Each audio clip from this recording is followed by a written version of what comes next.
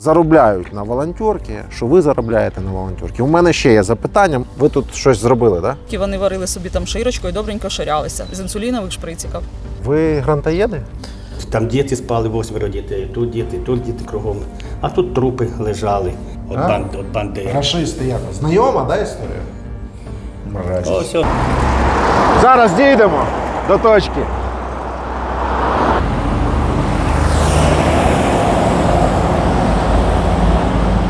Вітаю, друзі! В інтерв'ю з полоненими я неодноразово казав про те, що рашистські війська стояли за 11 кілометрів від мого будинку. Це те саме місце. На щастя, зараз тут мало що нагадує про те, що тут був обіцяний руський мір. Хіба що є кілька там ще знищених будинків. В принципі, те, що за собою цей руський мір і лишає, це знищення і пустоту.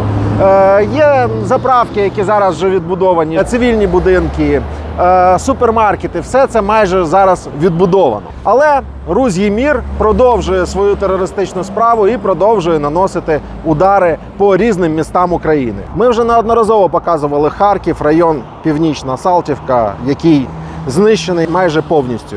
Дніпро – багатоквартирний будинок, міська лікарня, Умань – житловий будинок, Кременчук – розважально-торгівельний центр, Запоріжжя – житловий будинок, Кривий Ріг – житловий будинок, Одеса – навчальний заклад, житловий комплекс, бізнес-центр. І незліченна кількість інших будинків в інших містах України. Я вже не кажу про цілі міста, такі як Бахмут, Мар'їнка або Маріуполь.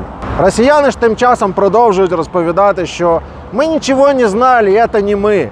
Ми маленькі люди. Але знаєте, чим, зокрема, ми відрізняємося від росіян? Тим, що у нас теж є маленькі люди, які, не очікуючи допомоги від держави, вже зараз займаються розбудовою країни. І сьогодні я хочу вас познайомити з волонтерським рухом «Добробат». Волонтерами цього руху вже на даний час відбудовано понад 80 об'єктів соціальної інфраструктури. Це і школи, і дитячі садки, і лікарні. Полагоджені покрівлі і встановлені вікна у 150 будинках в різних областях України. І я нагадаю, що все це зроблено на волонтерських засадах. Як це працює? Звідки беруться кошти? Звідки беруться руки, щоб все це робити? Я пропоную сьогодні подивитися наглядно. Доброго дня. Ростислав Привіт. Смірнов. Так. Село Ягідне, Чернігівська область. Ви тут щось зробили, так? Кажуть? Трішки. Ну, розказуйте.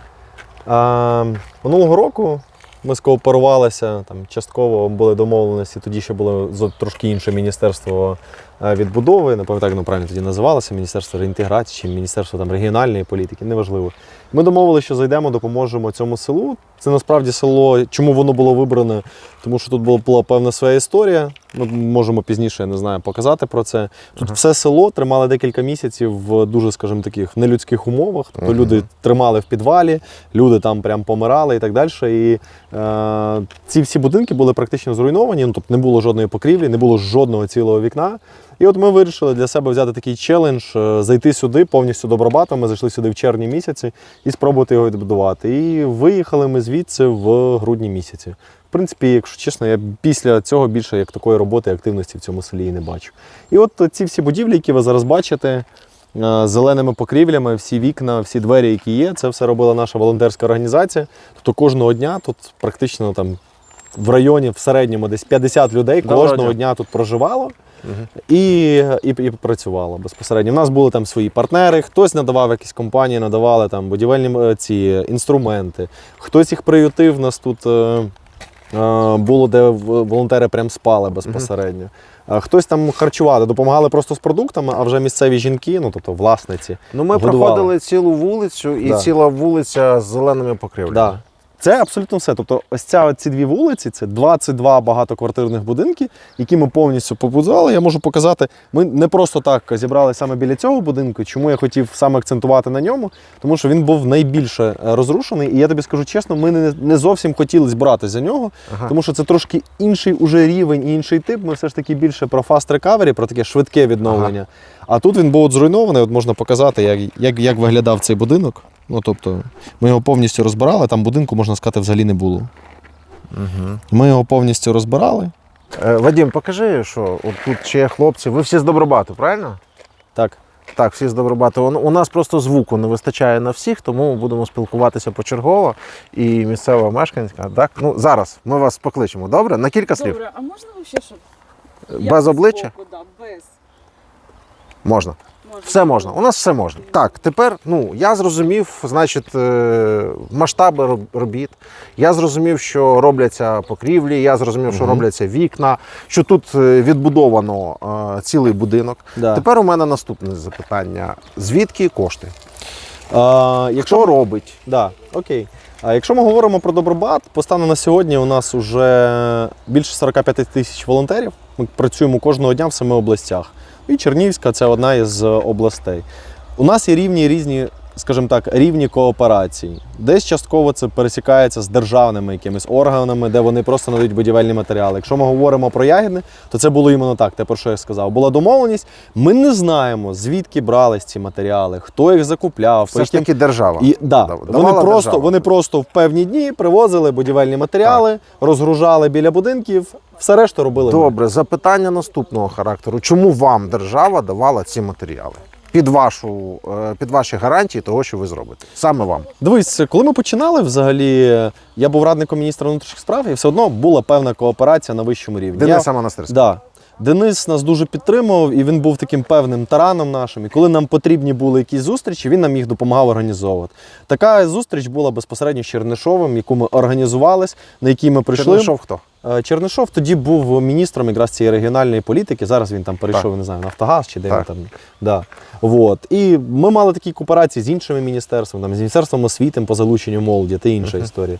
Я веду до того, що він нам допомагав з такими історіями, і нас все одно вже, скажімо, могли зустріти, де ми розказали, хто ми, що ми. На той час ми вже мали, це червень місяць, на той час ми вже мали багато успішних кейсів, тому що ми вже в Київській області дуже багато об'єктів відбудували, в нас було до, в нас було після, було розуміння, хто ми, що ми. Ми розуміли, що в нас є люди. На той час у нас було, я не знаю, там 15 тисяч людей записаних в нашу організацію. Тому ми розуміли, що ми можемо, скажімо, взяти, спробувати відбудувати цей регіон. Скажу чесно, було в певному розумінні страшнувато, 15 тисяч людей звідки взялись? Розкажу. По-перше,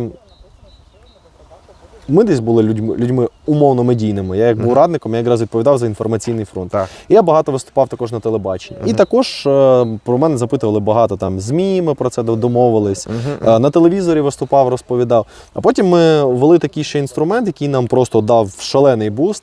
Це медіа-амбасадори. Ми почали підключати інфлюенсерів, блогерів. Я бачу. Да. І в нас їх досі вони нам дуже допомагають, розповідають. Вони почали приїжджати сюди, і знаєш, для мене це було щось нове. Я ніколи не був там блогером і так далі. Але коли людина приїжджає, ти ще не встигаєш до нього підійти, він уже привіт, я там приїхав, є село Ягідне, тут треба, тут є такі пацани, ви теж можете доєднатись. І в нас просто поток і людей, і багато чого іншого просто пішов, тому що вони реально розповідали, а це люди там дуже зачасту там з мільйонними охватами в Інстаграмі, в інших різних пабліках. І от як ти, наприклад, зараз приїхав знімати про нас, так багато хто робив це до цього. І через такі моменти про нас дізнавалось більше людей, більше доєднувались, більше довіряли нам. У нас потім з'явились партнери, які нам почали надавати там Хілті, Дніпром, там електроінструменти, ми були забезпечені інструментами вже. Там якісь компанії казали, давайте ми вам дамо прихисток, а давайте ми вам будемо давати годувати волонтерів, давати. І так воно все вийшло. Добре. Приїхало сюди 100 чоловік працювати, Так. 1000. Їх треба десь розмістити Так. всіх. І як це відбувається? Перший момент. У нас був організований транспорт кожен понеділок. Тобто сюди можна приїхати було, якщо ти приїжджаєш, то там на тиждень, можна на 2, можна на місяць. У нас були волонтери, які були декілька місяців тут. Це ще і взимку відбувалося. Це не було взимку, це було з червня до грудня З місяця. червня до грудня. З червня до грудня, так. В нас тут є заміський такий комплекс, який він там, понятно, зараз не працює на, я би так сказав, на залучення там туристів і так далі. Вони віддали його повністю під нас. Там були ліжко-місця, там вони проживали. Місцеві жительки годували, ми тільки привозили, бо нам надавали певні волонтери їжу, продукти. А вони вже місцеві жительки годували. Тут харчування було точно, повір, дуже круте в цьому плані. От і в принципі все. Це знаєш, історія, я не хочу зараз щоб ми переходили в якусь, знаєш, високі матерії, щоб там, типу, якимись лозунгами. Але от дійсно, коли, блядь, люди об'єднані, коли є якась ціль, і коли бачать результат, блядь, от люди хочуть. Вони хочуть я приєднатися, розумію. вони хочуть стати частиною чогось все більшого. одно, я читав, що заробляють на волонтерки, що ви заробляєте на волонтерки. У мене ще є запитання. Це, Да. це не кінець 3 числа зайшли, вони були... грудня? Березня? Ні, 3 березня було без 20 хвилин. 5-го заїхали з лісу тігрики, їхні машини, все, через 15 хвилин обстріляли село, обесточили. І на слідуще утро, з 4 числа, вони почали людей зганяти всіх в підвал в школу. За 4 дні вони... Як саме зганяти? Під Під автоматами? Так, під автоматами. Люди, які були лежачі, їх перевозили на тачках. Дома були люди, які лежали по 7-8 років. Їх всіх перевезли в підвал. В яких умовах вони знаходились в підвалі? Так, як і всіх. Хто на полу, хто на стільцях. Там умови були скотські. Я розумію, що люди були і хворі. Були люди хворі на цукровий діабет, були люди хворі, які сиділи на гормонах. Були дітки у нас самі менше від 1,5 місяця, які сиділи, яким одну дитинку чуть вони не вгробили тим, що не дали закип'ятити воду для смесі, її накормили простою водою, і дитинка почалось розстройство желудка, і думали, що все. Зайшло в село 3000 тувінців, не вважає русських. 3000 тувінців, а в Так. селі мешканців? Ну, приблизно, скільки там в тому 400. підвалі? 400 Ні, мешканців. нас, що сиділи точно, це 368 людей. В підвалі було Так. 368 Так, людей. в самому меншому 1,5 місяця, а самому старшому було до 90 років. І через неділю від нехватки кисню люди почали помирати. Спочатку в них, просто відбирало пам'ять, відбирало все, люди кидали стільцями, і люди почали помирати. Саме було страшніше те, коли вони, як на мене, випустили нас зранку в один день чарівний в туалет. Ми виходили під дулами і за 50 метрів від туалету підігнали зенітку, таку велику БТР з зенітка, і почали палити вверх. І сказали, що це в них тренування. І коли дітки по 3 роки, мами, в яких серце слабе, падали в обморок і виносили всіх, оце було страшно. Це дуже було страшно. Скільки ви загалом просиділи в підвалі? 27 днів. 27 днів? Так.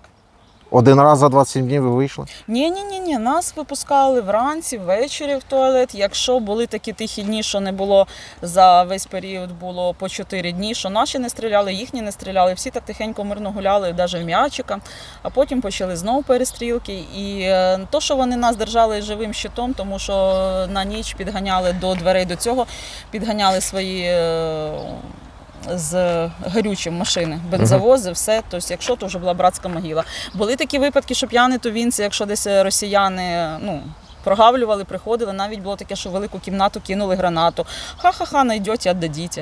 Кому кинули гранату? Там, де сиділо 136 чоловік, це була одна велика кімната, де лежали, сиділи, стояли люди, так, і прийшли п'яні, кинули гранату, закотилося десь Росіяни, тувінці. тувінці. Так. Я, наскільки розумію, ви в спілкуванні з озброєними людьми не будете особливо там їм щось казати в їхній бік. Чи було все ж таки таке, що казали йому, ходьте, на що ви сюди прийшли? Мені сказав їхній кадровий офіцер, майор, лічно мені. Він мені сказав, Оксана, якщо ти своїм язиком доживеш до кінця цієї війни, ти будеш жити довго. Бо їм не подобалося цепочки. Заховай цепочки. Я прийшла додому, мені тувінці сказали, заховайте, бо росіяни знімуть. Кажу, росіяни кажуть на вас, як оце подарунок чоловіка на 30 років. Тим не менш, вони по рації передали дуже швидко і сказали, тим не менш, приховай. Вони всі були відбиті. І росіяни, і тувінці, особливо тувінці, які жили по погребах, я беру навіть ті, що жили в моєї мами, хрустальні чарочки, вони варили собі там широчкою, добренько ширялися, з інсулінових шприциків. Все було добре. Взагалі обнесли хати? Да. А що забрали? Перше, що забирали, лівчики, труси і носки. Це в них було болезнь. Оце перше. А потім йшла в ход постіль, полотенце кухонне, все отаке йшло. Я трохи уявляю, скільки у нас лівчиків, трусів і всього іншого в квартирах. Це ж треба якісь КАМАЗи грузити. Так, ви не повірите, вони, коли їм сказали, що дадуть зелений коридор, отут стояв у них Урал біля цього будинку, в покривало, грузили все, що могли пригрузити. Все, кидалось туди від оприскуватель, носків, трусів, ваз, тобто все, що вони могли зав'язати в покривало, вони все грузили в Урал. І цей Урал підірвали їм, як на виході, нас на полі. І так вилетіли із кузова, покривала, що згоріло, а те, що в покривалах вилетіло, коври, покривала, все. А ви не знаєте, їх покрошили, коли вони виїжджали звідси, чи дали їм вийти? Ну, кого покришили, хто паук той, що в нас стояв, самий головний, той точно живий. А яка це може бригада, підрозділ? Нічого там? не знаю. Не знаєте? Мгм. Угу. Від себе щось. Від себе. Бачите, я багато не питаю, а ви хочете щось розповісти. Ну, мені спалили будинка. Дякую Добробату, хлопцям, дійсно всім дівчатам, хлопцям, які приймали участь у відбудові. За кожну цеглинку, за все. Мені відбудували стіни, вікна, двері і криша. Тобто у мене будинок звели. Я мала змогу зробити внутрішні роботи і перейти в свою квартиру. За 4 місяці я була в себе в квартирі після згарища. Слухайте, а ще я забув. Кажуть, і чайники вивозили, ну все. Тобто... Все, машинки стиральні були на полі, чайники, пилісоси. Але тільки чайники забирали і не знали, що до них треба ще дно забирати, те, що в розеточку включається. Да, реально? Так, Да? це реально. Це реально, це правда, Ми так. коли заходили, люди показували прям підставки без чайників. Так, це все так, це правда. Я прийшла через 2 неділі, я не мала змогу прийти так, як всі бігали, тому що я знала, що в мене в спальні, у мене син підписав контракт, я знала, що в мене повністю військовою амуніція, одежа забита кровать, і я знала, що якщо я прийду, то чим це може закінчитися. Тим не менш, вони мені сказали, що вони знайшли тільки носки в ЗСУ. Всі так добренько на цьому розійшлися, впустили в квартиру, поспівчували мені, що їх вбили, сказали, все добре, кажу, дякую вам. Угу. Якщо ви мені знайдете... Кому, що значить поспівчували, що вбили? Вони сказали, у вас чоловік військовий чи син? Я кажу, у мене син прийшов з армії, то носки були його. А де чоловік? Як звати, вони спитали. Сказала, що Василій Андрій. Вони, де вони? Говорю, поїхали в Чернігів. Їх там вбили, що їх з вами нема. Ну, кажу, Боже, прости мене. Говорю, напевно. Ми вам співчуваємо, але це не ми. Кажу, ну не ви, значить, ваші інші вбили. Ну, в квартиру запустили, сказали, беріть, що ви маєте, хочете взяти, беріть. Ну, що там беріть? Там нема що брати. Те, що треба було, носки, труси і влажні салфетки, вони вже все забрали. Все. І все, і тому якось так. Печально. Мгм.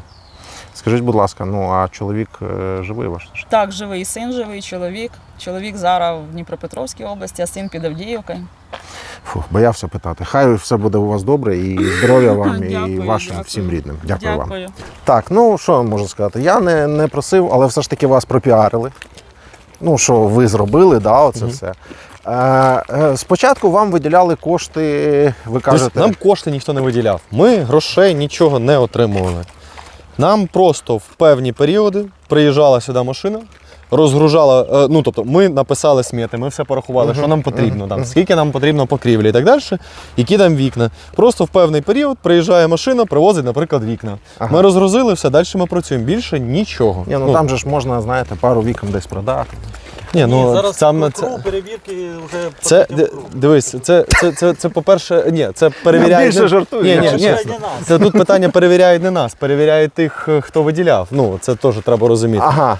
А тут історія така, що Тобто могло не доїхати якась частина. ну да. Дивись, важливо теж просто розуміти, чому саме знову ж таки це село. Через те, що тут були оці багато людей померло. Ну знаєш, воно було таким знаковим. І далі через таку певну солідарність, щоб показати людям, що вони не одні, тому що вони дуже постраждали. І от вирішили саме зайти, тобто взяти такий великий об'єкт. Тому що окрім ось цих, це просто щоб ти розумів, окрім ось цих 22, це багатоквартирні великі будинки, ми тут зробили в окрузі ще порядка десь 200 приватних. Десь просто вікно вставити, десь просто там перекрити покрівлю, десь, ну тобто ще таких порядка 200 приватних будинків. Це тільки в цій локації. А чому саме це село отак? От? Чому на нього? Зараз така ми навала пішла? зараз ми якраз побачимо, і саме коли звільнили там і Чернігівщину і так далі, і через цю історію. Давай так, ми відверто говоримо. Ну да. Є історії, які ціпляють. Ну, Так. знаєш, як є там різні телешоу і так далі, де там сльозу пустити і так далі. Коли сюди приїхали, почули ці історії, приїхали, звичайно, в першу чергу журналісти, медійники, да. про це розповіли, і це була резонансна історія. Більше 300 людей тримали в підвалах. Люди там, вибач, Ти просто не зрозумів, або я неправильно сказав. Да. Чому рашисти пішли саме на це село? У нього якесь таке розташування? вони багато тут були. Тут об'їзна. дивись, вони, щоб ти просто розумів, якщо ти пам'ятаєш, вони ж Чернігів хотіли взяти в кільце. Так. Вони хотіли прикрити. І вони обходили так Чернігів. Вони в сам Чернігів, по великому рахунку, не зайшли. Ну там на окраїнах з північної сторони. Вони хотіли його взяти в кільце. Коли мені розповідали місцеві жителі, можна сказати, коли вони звідси вже а вони звідси прям дуже сильно, тому що вони не збиралися. Я по розповіді минулої вже Да, зрозумів. вони прям уйобували, тому що от нам минулого разу жителі розповідали, каже, що вони типу, там ще розповідали нам, що вони тут будуть робити, блядь, а потім просто утром прибігають. І каже, їх не стало, блядь, буквально за декілька годин. То вони розказували, коли вони, типу, то тут колона була на декілька кілометрів, машина за машиною, скільки їх тут було просто. Просто була якась тут така концентрація. Отут вже були, кажуть мені, всі топові канали світу, президенти, Да, прем'єр-міністри, Данія, прем'єр-міністр Данії, Фінляндії, президент Німеччини Штайнмаєр. Штайнмаєр, президент Німеччини. Да? Це просто, щоб ти розумів, як люди сиділи. Це реальні фото. Я тобі зараз ще десь всередині дещо А покажу. звідки ці фото? Зараз покажу. Зсередини. Ні, хто робив? Цього я Мені тобі не цікаво. скажу. Хтось, мабуть, знаю. Місце? сховав телефон, не відібрали. Ні, є світло. Я тобі зараз розкажу. А він все одно підсвітлює трохи. Коротше, щоб ти розумів, тут всюди от сиділи люди. От всюди. 360 людей. Да. От в коридорі, я тобі зараз дещо ще покажу. От тут в коридорі, матері з дітьми. От я тобі зараз дещо покажу один цікавий момент. В кожній такій кімнаті, от дивись, от така кімнатка, да? От цій кімнаті. Тут було 19 дорослих і 9 дітей. От в цій кімнаті. Тут на кожній, для чого це робили, це нам розповідали місцеві. Коли готували їсти, самі місцеві, двох поварів випускали, щоб приготувати типу їжу.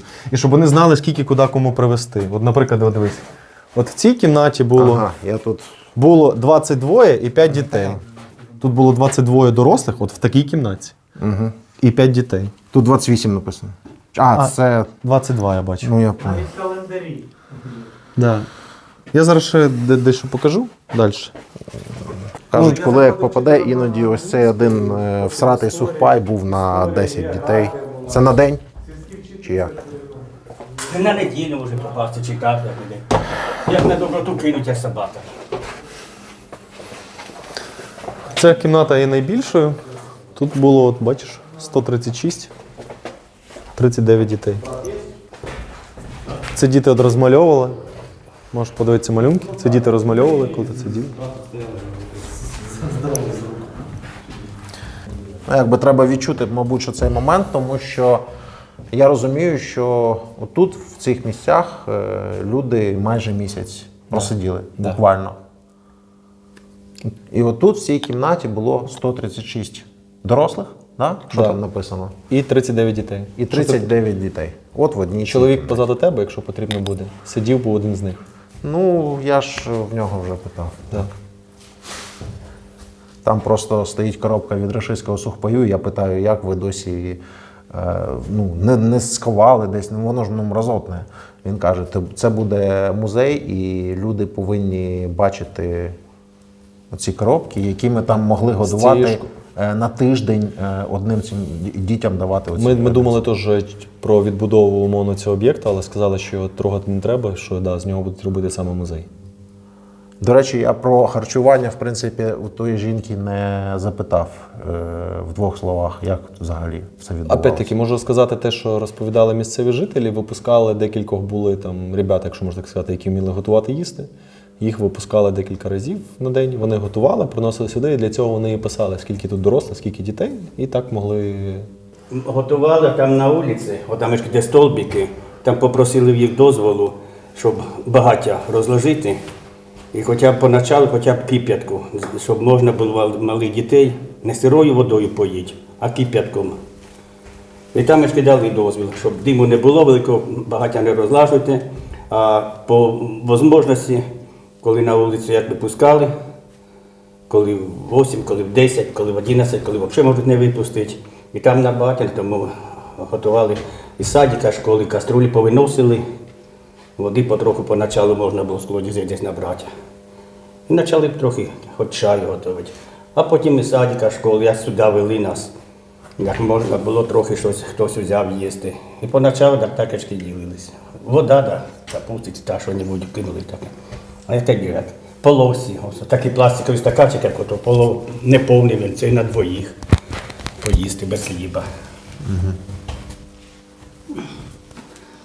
А діти задихалися, тут дуже було. Поначалу, як загнали людей, менше було, в коридорі холодно було, а потім якось їх загнали сюди. Неділя так тут було задуха, кисню не вистачало. Чи що люди тут помирали всі. 10 чоловік, а тут всі померли. Давали хоч ховати людей? Якщо вранці людина помре, так добро просимо, щоб на вулицю винести. Якщо з вечора, так може сутки, ось тут, там діти спали, 8 дітей, тут діти кругом. А тут трупи лежали.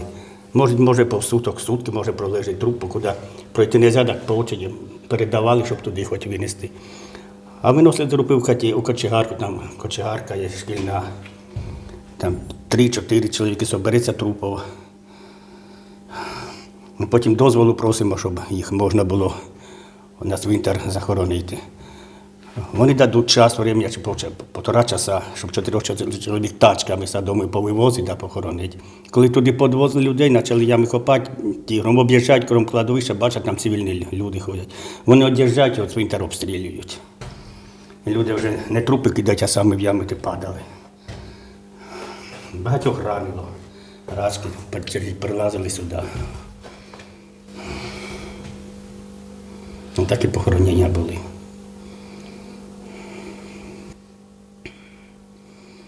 Дітям малим взагалі часто, що не вистачало, вони у темряві сиділи, їсти не вистачало. Коли на подвір'я виходять, вони в обморок падали, сознання тіряли. Так як світла не бачать, вони на вулиці на світло не могли дивитися. Ось там в уголку в краю, там взагалі 1,5-місячна дитинка була. Це саме менше 1,5 місяця. І діду, 92 роки, це самий старший чоловік був на одних умовах. А коли просили на вулицю, щоб дитину хоч винести чи вийти на подвір'я, щоб кислороду, кисню того хватило. Дитя задихається. До їх обращалися, що дитя ж умре. Ну що, пускай вмирає, на це війна, що ви хотіли здесь.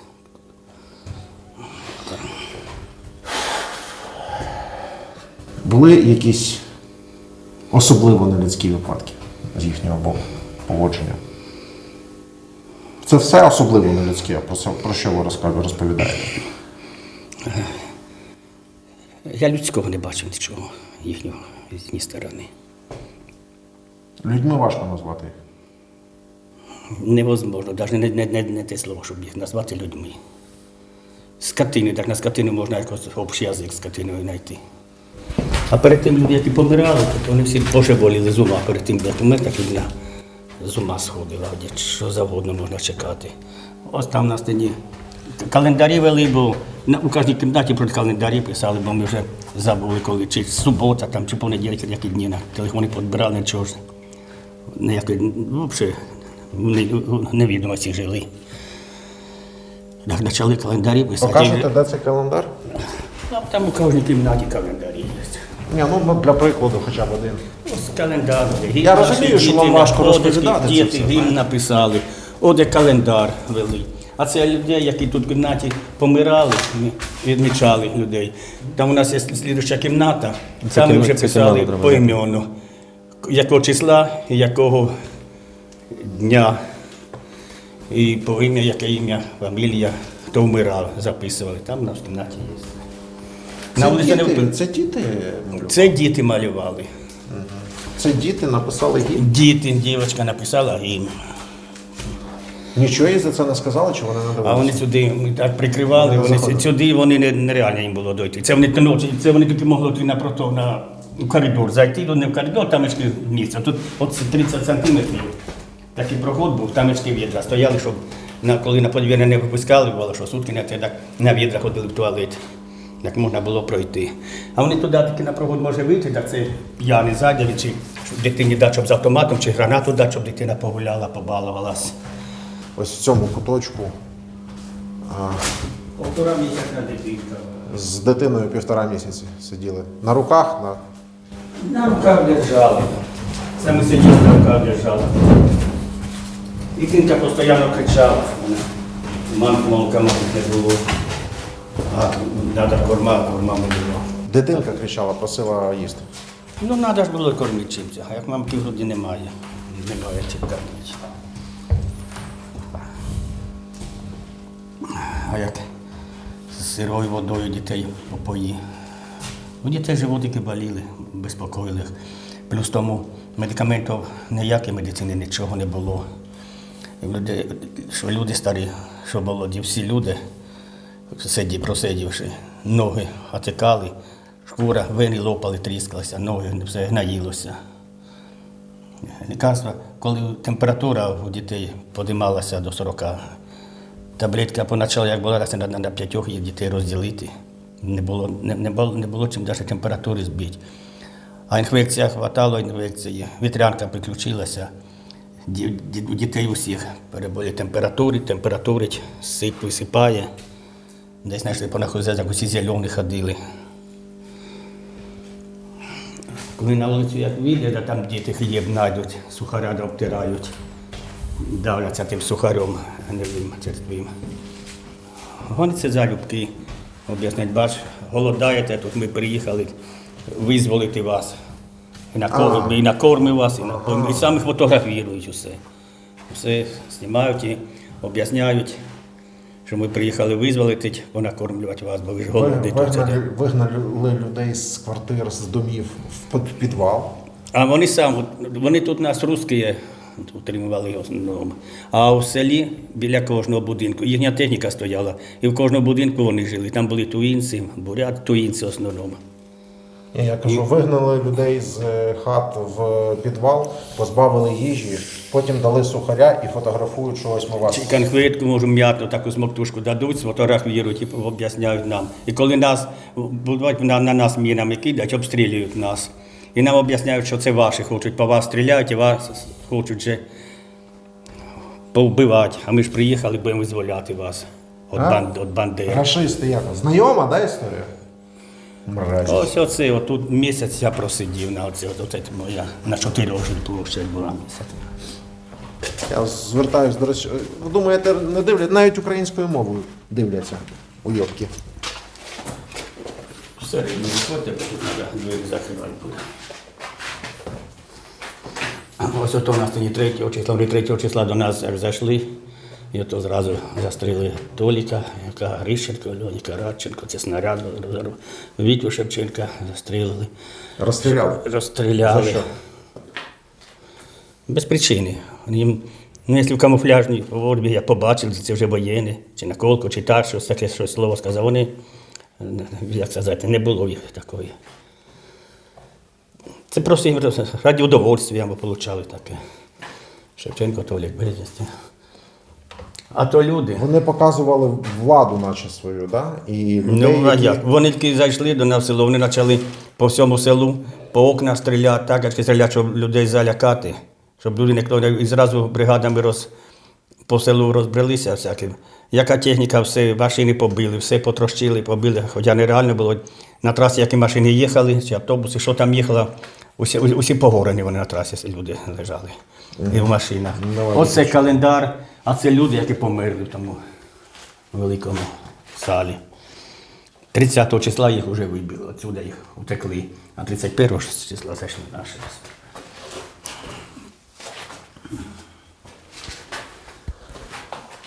Ось оце ключі. першого наші прийшли. Це вже хто писав? Це календар вели тут. Була жіночка тут, яка в цій кімнаті сиділа. Ну, тож вона вже на 31 не була тут, мабуть. Вони Тут- вже пішли, вже можна було виходити. Куди виходити? Люди ще жили, оце столиці ж не було столиці, таке вже, щоб після дітей положити чатакачки. У людей сюди вийшли, не було куди йти. Хати погорені, куди йти. І ще неділю їх вилавлювали по лісах, у село боялися людей йти. Як і повтекали, а там п'яні ще їх по селу у лісі по місяць вилавлювали, бродили. І люди тут ще хто неділю, хто 2 ще тут жили, бо навіть не було ж куди йти. Так, а що з квартирами було, з хатами що було? Погорені, побиті погорені все. У селі 16 хат повністю згоріли. Не жодного будинка цілого ж не залишилося. Просто не було куди йти. Не було- Вони Ну, тут... просто коли ми зайшли, щоб просто Не розуміли було зверху. куди йти. Ну, тобто, А потім, як як виглядали волонтери будинки? організували автобуси, так люди просто дітей ми хватали, заходили. не знають, куди їде автобус, що, як. Просто викладуть сюди дітей, щоб вивезти, втекти звідсіля, щоб діти оцього жахіття не бачили. Бо село воно на село ж похоже не було. Одна техніка погорена, все побите, снаряди кругом валяються, все чорне, в сажі. хатах. Не дверей, не окон, все побите, нічого цілого не було. Хлопці ці з Добробату щось вам допомагали тут відбудовувати? Помагали, спасіба, не той волонтерів багато в нас гуманітаркою допомагали, так як ми відрізані були, у нас у Чернігів не попадеш, не можна мости розбити, не можна було нікуди не виїхати, не доїхати. З продуктами прийшли додому продуктів, не одежі, не продуктів, нашого нічого вже не залишалося. І з кормами допомагали, давали волонтери все. Продуктами снабжали, і з одягом, і окна організували, криші понакривали зразу. Окна, двері почали встановляти людям. Це будинки вже почали будувати люди. У нас все дітей залишилось 15% залишилось, які не втекли після визволення. А то всі повтекали. А потім з погодя вже починали. А зараз 15% тільки не приїхали. В основному всі люди з'їхались у селі.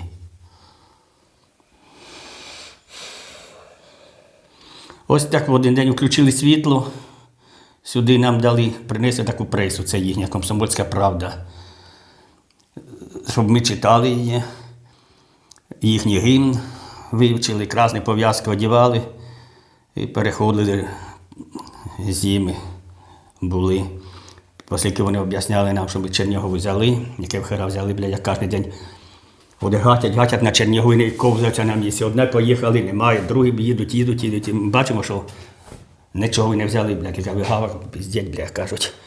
А почали об'ясняти, що Чернігов наш, Київ наш, Харків наш, там карта чорними все по города замальовували. Зеленський капітуляцію підписав вже і втік. Да.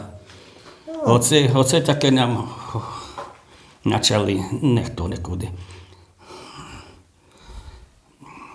А тоді ще хуже, як собаки почали над нами. Як пішли в туалет, а там в туалету з бумагами оцими злати все. Жодного не було, щоб якось людяно себе поводив? І з ними ніхто не хотів контактувати. І це правильно. Дуже правильно. Міняйло Оля Володимировна. Міняйли, да? Оля, Це її сім'я. Лена, Аня, Льоша, Максим. Це її сім'я? Сім'я. Це вони теж тут жили? Вони ось тут сиділи. Оце вони. Так як надії ніяк не було, що сюди хтось живий вийде, оце царапали на стінках, думали. Просто люди на стінах вже писали свої дати народження, свої прізвища, імена і вели календар, бо думали, що вже звідси не вийдуть. Ось так це було. 2.3.22 почалася окупація, 30.3.22 свобода, 30.03.22 прийшли наші. І ви кажете, що ось ця жіночка, да, Оля, вона вибігла. Ну, вона тоді додому сходила, забрала, відкопала десь телефон, який старий віддала, той заховала новий. І прийшла сюди, сфотографувала, то знімки поробила, як люди в коридорі ще сиділи, що додому ж не ходили. І оті знімки, які ми при вході бачимо, це її знімки. Ото вона знімала знімки ці. З'ясували. Ще там. Тут 5 і одна ж велика я. Ну, такого плану поменше, да? Тут дітей 8 було, 35 дорослих. Ну, сюди, А от сама велика та, в якій ми з вами почали розмовляти, да? 136, не 136. 39 дітей. Всього загалом тут, пам'ятаєте, скільки було? 366 чоловік, ну, більше було, це так, як оце там більше були, бо яких вивели, що порозстрілювали. Це ми писали, яких ми знаємо, а ті, що привозили, чи в лісі було, чи одлавлі з других сел привозили, що за забором розстрілювали. Тих ми не знаємо, тут же в селі розстрілювали людей, але ми їх не знаємо, вони чужі люди, були не ягодняцькі. А підвал сам 198 квадратів. Получається, на одну людину пів метра квадратного жилплощаді. Ось ото на стіні гвозді, на батареях крючки висять такі, ми обратили увагу. Це ж коли прийшла, так холодно ж було, ми прийшли в зимній одежі в одязі. А тут, оскільки задуха було, так роздівалися щоб не до гола, а одягу не було, де одяг положити. Місця не було. Так ото на стінах, на крючках, на дверях, де тільки можна було, цепляли одяг свій. Це хотілося б, знаєте, росіянам записати окремо оце відео, дати титри, і запитати, як вам, от ви переживаєте там Білгород чи Бєкіна, не хочете таке пережити? Але я розумію, що їм марно це все казати, просто тому, що вони не зрозуміють. Вони їх, у хто них, це не пережив, так є такі люди, що взагалі вони навіть не можуть собі представити, яка це життя, що це може бути таке. Ні, вони не тому не зрозуміють. Вони не зрозуміють, тому що вони все сприймають як пропаганду. У них настільки працює ця пропаганда, що вони не вірять, що людина може нормально, щиро... Зомбіровані ходять, все. Їм все... Це ми винуваті во всьому, Україна виновна. Їх людей не годувати, потім діткам дати сухарики, сфотографувати, як вони їх тут годують. А потім таку ж газету дадуть, там така сама. У газеті вони опублікують, покажуть, як українці голодають, а вони приїхали покормити дітей.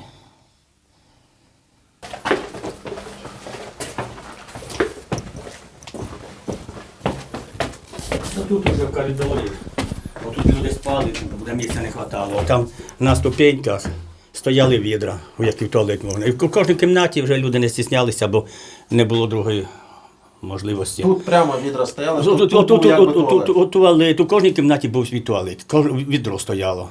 А потім просив дозволу, щоб його винести на вулицю. А коли на вулицю ми виходили, там 10 минут жінки в очереді від черги собрився до туалета. Це минут 20-30 проходить, починаються обстріли. Міни починають летати, падати тут у дворі. А якщо відкриє двері, там вище побачить на ступеньках, що стоїть. Так вони могли вже побести туди за забору стріляти. Ще я хочу, щоб ви показали це місце, де вони, що вони робили тут зовні. Там танки стояли, от БТР, тут машини, там тут їхня машина Урал стояв із Красним Хрестом. І тут воно ж штаб, вони собі, тут їхній штаб був. Там БТРи стояли, там БТРи. У школі ж у кожному класі жили. Вначалі там сидів їхній главний паук. Кабеля йшли туди. Паук це... Позивний самий старший. Ми молодші офіцери. Кльон глухий. А от той забор, бачу, вивели. То танка, вони як хотіли, вони ж там, як хотіли, так і катались. Куди хотіли, заїжджали, то вони розібрали, бо там їхня вся техніка стояла. Так вони попихали, бо туди ходили, проходили там проходний двор. Тут везде техніка стояла. А потім вже як почали їх трохи накривати, машини горять там, горить бензовоз нам. Так вони почали туди прильоти, стекла прилетали, так тоді надіс туди перебрався. Де вони... А там наверху снайпера сиділи, там на кришах. І в селі на кожному, де вищий будинок, везде снайпера сиділи і контроль, щоб ніхто нікуди не мог піти. Де вони проводили розстріли? Там за забором десь стріляли. Виводили туди за забором? Там за забором, там 3 могили ми знайшли були. 3 могили знайшли, перезаховали людей? По всіх перезахоронили. Бо вони в дворі. Ось тамнички на вулиці розстріляли і не давали, щоб його навіть пішли, забрали, щоб кудись перенести на друге місце. Він лежав на місяць на вулиці. А в цій кочегарці вже це трупи тут злажували. Тут в кочегарці злажували труп. А потім виводили, щоб заховати, так? Ну, дозволу їх просили, як 3-4, потім... Ну, ви казали, що на годину, на півтори. Да. Ось тут дитину, 13 років хлопчик, тоді було рядом, міна розірвалася. І от дуже тяжко його ранило було. Живий лишився? Живий його вкинули в погреб туди, обезболююче ж дали. Помощь вони практично, вони кажуть, ми не лікарі.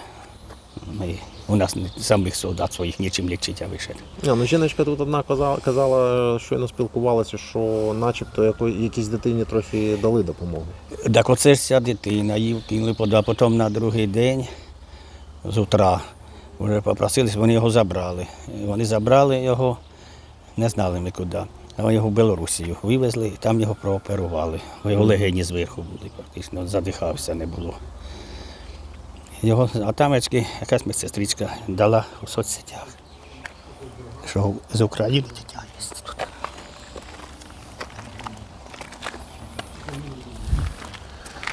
Дякую вам. Тримайтеся. Все буде добре. Буде. Будемо надіятися на Все краще. буде Україна. Ну, в принципі, я отримав відповідь вичерпну на Да. запитання, чому обрали. Ми коли приїхали сюди, побачили цей поспілкувалися з людьми, ми просто, блядь. Ну, давай так. Мені здається, я би зараз не хотів там дуже сильно загострюватись на цьому. Мені здається, блядь, в будь-якої нормальної людини, блядь, просто стане ком в горлі. Ну, звісно. Але блядь, трошки інша різниця ягідне зараз з пластиковими вікнами і те, що ми побачили, коли ми приїхали. І Оце вікна Все. теж ви вставляли? все. Вікна всі пластикові, не було жодного вікна цілого. Отам оці всі де будинки, не було жодного вікна цілого.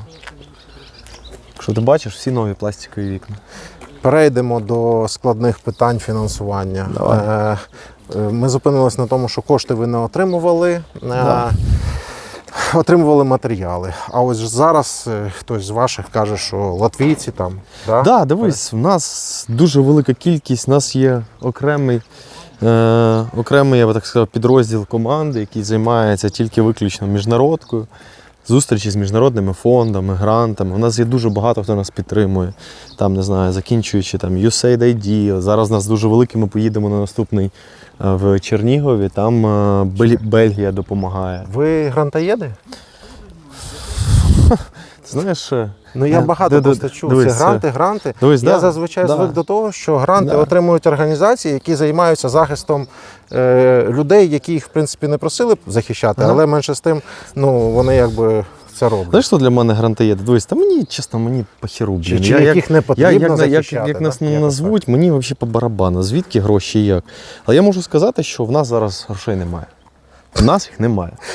Я маю на увазі, ти розумієш, ну, що в країні їх немає зараз. Їх А, в просто країні? мінімум. Да, я мінімум кажу, їх просто мінімум. Всі кошти зараз, які отримують, якщо ти бачиш, там латвійці дали, там ті дали, там естонці нам дали. Ми зараз поїдемо, де бельгійці дали. Якщо це, блядь, допомагає відбудовувати, та мені Ні, по ну, барабану мені за ці більше всі. знаєш, що цікаво. Знаєш, що таке для мене грантоєди? От я ніколи не був, я до цього ніколи не мав взагалі ніякої причетності до грантів, до Да, того, да. як почалась війна. Для мене грантоєди це ребята, які, блядь, ні о чому, блядь, но при тому, блядь, це розказують в Хілтоні, в п'ятизірковому. Так. Там обов'язково сніданок, обід, блядь, все на вищому рівні. І це для мене грантоєди. А коли нам просто дають будівельні матеріали, ну, сорян. Ні, ну там захистити права жінок, наприклад, чи розігнати якусь тему, як там Дивись, я правильно. не хочу, знаєш, зараз там розказувати, надо, воно Ні, я надо, просто да. дуже люблю жінок Да, і да. все добре, нема проблем з цим. Просто я бачу, що іноді вони лобіюють питання, які того не потребували, і особливо не в той час. Дивись, знаєш, щоб взагалі. далеко не заходити, блядь, Да. про грантоєдів, як ти кажеш про такі організації. Що ти, блядь, я ні одної не побачив після Каховської ГЕС? Нормально, ні Червоного Хреста, ні блядь, Грети Тумберг, і нікого з них, Грета блядь, цих Тунберг акторів- зробила на 4, здається, такі на який день? плакати. На який Ну, день? не Коли вже пам'ятаю, її всі, ну, блядь, там затегали да, і так далі? да, Де да. ти, Грет? Я про те, як отримати грант. Я хочу отримати грант. Да. Я хочу зробити щось добре, хороше, світле. Як мені отримати грант? Як ви це робите? Дивись, я тобі не скажу всі нюанси, бо я їх, звичайно, не знаю. У нас є людина в команді, звати її Настя. Настя, вона займається повністю міжнародкою, вона мала великий досвід. І коли ми з нею познайомилися, вона каже, я хочу теж бути дотичною.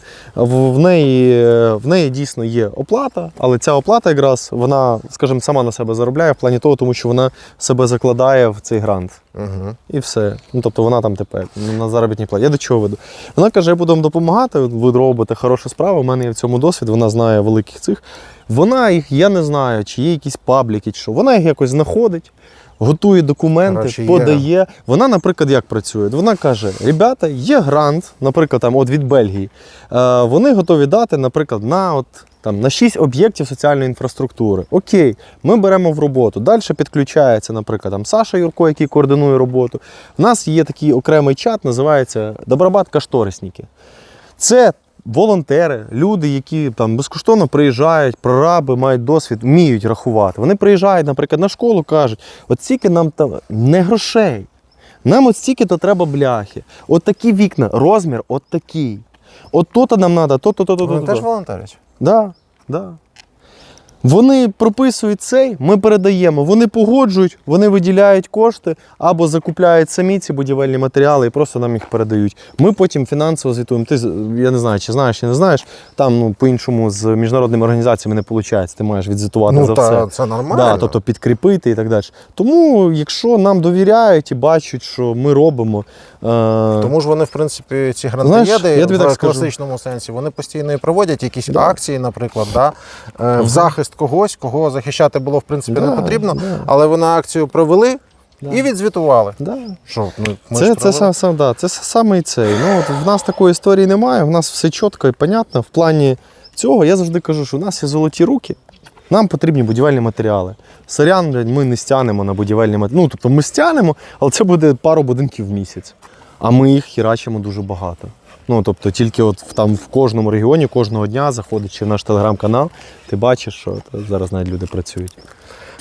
Коротше кажучи, про гранти я зрозумів. Не всі грантоєди погані, не всі грантодавці однакові. Вись, я тобі більш того скажу, Україна буде підніматись на грантові кошти. Іншого не передбачено. Я думаю, що більшість піде саме через різні такі штуки, а не через там, державу. Моя суб'єктивна думка. Тому що ми бачимо приклад того самого Гастомеля і так далі. І вони їм скажуть, ребята, нам чувак, я тобі просто скажу, посол, якої ж це країни? По-моєму, Данія. Данія, по-моєму. Він сказав, а вони на Миколая виділяють. Він каже, не дай Бог, буде та сама історія. Він сказав нам, що в Гостомелі. Ну, побачить, як там відмивають, і це все. Ну, а вже було якісь розслідування? Так, було розслідування по Гостомелю. Там стільки, коли мільйони виділяються на непонятних ФОПів, і ніхіра не відбувається, і відбудовують зовсім не дуже постраждалих людей. Тобто непонятні ФОПи теж можуть отримати грант? Ти просто подиви. З державних, через державу. А яким чином цей посол Данії чи представник Данії до того, що виділяється? Він каже, коли вони виділяють, а вони взяли під опіку Миколаївську область. Він каже, не дай Бог буде в Миколаєві та сама херня, що в Гостомелі. Ну, їм буде дуже, обідно і дуже, Тут треба сказати, не забути, що Добробат багато де по областям. Ну, я дивився вашу презентацію, працює. Да. Так? Але ми приїхали ось в Ягідне Чернігівської області, і ще ми побуваємо в Гостомелі, в Ірпіні, тому що це близько. Да, 7 областей, Київська, Чернігівська, Сумська, це наші перші 3 такі. Потім Миколаївська, Запорізька, Херсонська і Харківська. Ну, а роботи, в принципі, всюди проводяться приблизно однакові, тому достатньо, що ми покажемо вас. Всім привіт! Мене звати Лара і я координатор Добробат Херсонської області. Ми розпочали свою діяльність одразу після деокупації, з того, що знімали російські борди, забивали вікна після прильотів, розгрібали завали. А вже після підриву Каховської дамби ми, звісно, стрибнули теж на човен і почали брати участь в пошуково-рятувальній операції, тому що хто, як на місцеві, знає всі ці вулички до того, як їх затопило. Рятували багато тварин, допомогли багатьом людям, і наші волонтери їздили, потім привозили допомогу для людей, які з певних обставин не змогли покинути свої домівки. А після того, як пішла вода, почали відкачувати і виносити все це. Меблі, все, що залишилося в воді з будинку, тому що воно вже більше не придатне для використання, і щоб воно швидше просохло, тому що це теж гарантія того, що будинки вистоять. Ми намагаємося допомагати всім. І волонтерам, які приїжджають до нас з допомогою, скоординувати їх роботу правильно, і місцевому самоврядуванню, і всім, тому що ми працюємо разом на перемогу. І я знаю, що перемога за нами обов'язково, і що все буде Україна. Знаєш, це як теорія великих цифр. Спочатку ти, коли там коронавірус 20 тисяч, ти кажеш, а потім такі 25 тисяч, 26 тисяч. І так само, знаєш, як з нами. Може, деколи не розповідаємо, в себе в Телеграмі публікуємо, бо це, ще плюс одну хату перекрили, ще плюс одну хату перекрили. Це вже просто якась така буденна, рутинна робота, яку ти робиш. В Телеграм-каналі Добробату там абсолютно все, там завжди ми звітуємо. І ми, до речі, мені здається, чим ми заслужили довіру в міжнародних інституцій, які самі вже почали на нас виходити. Тому що в нас завжди є, окрім фінансової звітності, нам дуже просто, не просто про фоточки з конференції, да? А є фото до, є фото після. Ми приходимо, коли ми подаємо, ми показуємо фото до з розрахунками зі всім, а потім після і фото після. І ми обов'язково завжди дякуємо. Відбудовано за допомогою компанії або організації такої. Нам ж, окрім грантів, дуже багато допомагає бізнесу. У нас є, наприклад, компанія. Чекай, а гранти хіба дає не бізнес? Я так зрозумів. Чи Ну, дивись, держави теж можуть дивись, поділяти? гранти – це більше державна історія. Тобто це фонди. Але ці фонди в основному наповнюють або великі бізнеси, або країни. Ну, от, наприклад, те, що я сказав, латвійці дали через свій фонд. Наприклад, там, не знаю, фонд допомоги України. Але це державні їхні кошти. Там бельгійці дали, які дали на багато. Через свій фонд. Да, теж, через якийсь там фонд. Ми можемо поспілкуватися з Звичайно. хлопцями, які працюють? Тут у нас зараз на об'єкті працює Ярослав. Він сам муляр професійний. Зірка Добробату. Він найбільше з усього Добробату найбільше працював на будівництві. Можна сказати, з самого початку тут ягідного і без перестанку він тут, можна сказати, поселився, працює і вже відбудував ту вся вулиця Лісова, на якій ми були. Там немає жодного будинку, в яких би не перекладали стіни. Тобто фронтони випали в усіх будинках, багато де снаряди попадали. Це все в основному робота Ярика. Скажімо, він головний по Ви чим займаєтесь? Я б от якраз керувався хотів, всім. да, я За якраз цього. би хотів додати, то важливий момент, треба, Ну, не у знаю, тебе є. в мене є все. Я би хотів додати важливий момент. Я не будівельник, я взагалі в будівництві нічого. Я просто організатор, який зміг, скажімо так, вдалося організувати цей процес. Ми знайшли таких людей, як Саша. Саша, він будівельник, він будував великі комплекси, він будував клініки, які просто він сам вийшов до нас, каже, давайте я буду вам допомагати. І ми, починаючи з Гостомеля, до сих пір разом, він допомагає абсолютно все. Він Давайте професійний будівельник. Давайте структуру, якщо ти вже кажеш. Да? Ти як SEO, Да, правильно? да. Є Вітя Андрусів, якого я хорошо знаю. Дивись, ми два співзасновника, але я і SEO. І SEO співзасновник. Він стратег, да? Да, Він да. дивиться з стратегічної точки зору. Ну, він зараз просто в ЗСУ, тому якби не може брати активної такої операційної Ну, ви діяльності. два співзасновники Так, Добробату. так. І Юрко. Саша Юрко – це головний проджект-менеджер, по великому рахунку такий, є координатором, у нас 7 регіонів, є координатор кожного регіону. Він координатор регіональної такої роботи. Тобто він координує Сашу по Чернігову, він координує Юру по Миколаєві, О, все, Лару розумію. по Херсону. І от ми дійшли до Саші. правильно? Да. Саша А координатор ви Чернігівської займаєтесь- області. Я з самого початку почав організовувати якраз будівельні процеси в Добробаті. Бо ми в будівництві ноль. Ми просто мали людей будівельник? і хотіли Да, робити. я інженер-будівельник. Київ від майстра до керівника будівництва. Саша будував цілі житлові комплекси, тобто він досвіду отак. Віктор Андрусів, я вже чув від Ростислава, що ти стратег цього проєкту. Ну, скажімо так, я придумав ідею цього проєкту. А от Як тобі прийшло це в голову? Це насправді дуже давня історія. Я придумав цей проєкт, звісно, не в такому там зараз вигляді, як він є. Я придумав його в 2014 році. Тоді я влітку повіз волонтерську допомогу в Слов'янськ.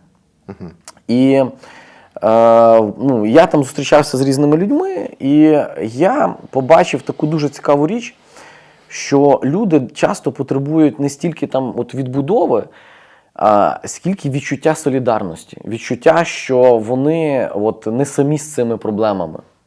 Що от якомусь там хлопцю зі Львова, типу мені, не пофіг, що от у людини там немає світла. І я коли почав там, я там був, я спілкувався багато там з адміністраціями місцевими там. І я от казав, от якщо от ми там будемо приїжджати, там відбудовувати, як ви там до цього будете ставитись.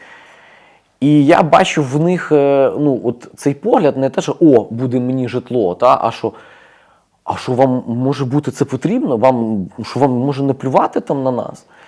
І тоді я от вирішив, що це такий великий проєкт, який може бути про солідарність, про те, що ми один народ. Бо тоді так це не було ще сильно явно, як зараз. Люди так себе ще тоді не відчували. Донбас десь там далеко, там, це його проблеми, там, і так ставились, до речі, багато людей. От. І тоді в мене виникла ця ідея. У мене тоді теж була організація, І я навіть запропонував, щоб ми всі там почали дійсно формувати теж такі добровольчі батальйони будівельні, і в тому числі, щоб ми ще й набирали добровольців, які будували оборонні споруди. От теж була ідея, щоб ми будували для там солдат, там якісь ці окопи, то там точки, ці всі і тому подібне. От. Але тоді цю ідею якби команда моя не підтримала, друзі мої не підтримали цю історію. І вже пізніше я працював там, ну, в військовій адміністрації обласній, і я, будучи вже це, підтримував теж різні волонтерські ініціативи, які були спрямовані на відбудову. Ну, я так розумію, у вас це запрацювало от зараз. Саме запрацювало. Тобто вигадав, ти кажеш, ще в 14-му, да? Так. Прийшла така думка. А запрацювало це? В квітні 22-го. В квітні 22-го. Да. Ну, от кажу, ми покроково йшли, тобто ми так покроково йшли, і ми самі не очікували такий масштаб. Тобто, ну, ми там думали, може там людей десь 100 там назбирається. Коли мова пішла про десятки тисяч бажаючих, це плюс на фоні цього в нас є ще так само там чат-бот, в який можна там задонатити або будматеріали, або ще щось. Так само тисячі там людей, сотні компаній донатили нам якісь будматеріали, там, тобто писали, там, приїжджайте, забирайте, хтось там каже, я можу вам повозити сміття там, на ці вихідні, там, приїжджай, вивозь. Тобто це колосальніша історія. Тобто це про солідарність, яка може вивести нас взагалі в топи світу. У нас хлопців так не били, як били мене. Племянник офицера-ракетчик в России. Вот как жить с этим? Кожен може інформаційно долучитися до допомоги Добробату. Ну, це просто ваші коментарі, перегляди, репости, просто розповісти знайомим про те, що є такий проєкт, і про те, що до нього можна долучатися. Звісно, що кожен може допомогти і фінансово, всі посилання ми залишимо. І звісно, що кожен може долучитися прямо фізично до цього проєкту, як волонтер. Знову ж таки, всі посилання в описі до цього відео і в коментарях ви знайдете.